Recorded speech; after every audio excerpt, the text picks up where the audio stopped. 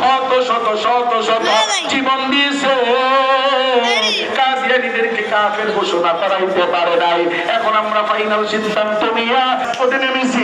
আজকে আমরা আবেদন জানাইছি, আবদার জানাইছি, যারা সামনে রাষ্ট্র ক্ষমতায় আসবেন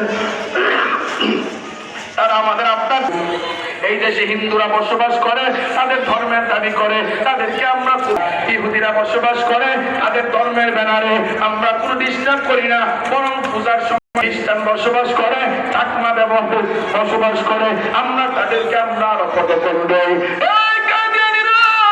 বাংলাদেশে বসবাস করবে, কোনো বাধা নাই।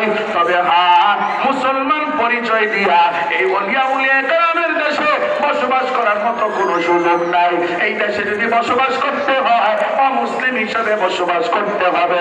এই আবদার যদি সরকার করতে হয়, আল্লাহ জাতু সিফাতের কসম করে বলি, এই মরবো তো একদিন মরবো, শিয়ালের মতো মরতে চাই না, সিংহের গর্জন দিয়া আবু সাইদ মুগ্ধের মতো মরতে চাই।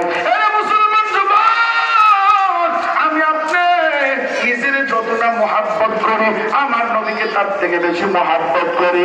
আমি আমার আব্বা আম্মা, আমার আত্মীয় স্বজন সবার চাইতে আমার নবীরে বেশি মহাব্বত করতে হবে। কথা ঠিক না? আমি তাকায় দেখেছি সারা বাংলাদেশ ঘুরে ঘুরে ঘুরে ঘুরে ঘুরে দেখলাম অনেক যুবক আছে মসজিদে যায় না, মাথায় অলসতায় টুপি দেয় না, গালে এখনো গালে দাড়ি রাখে নাই, অলসতার কারণে এখনো নামাজ ধরে নাই, কিন্তু তাদের ভিতরেও ঈমান আছে, তারাও নবীর মহাব্বতের পাগল।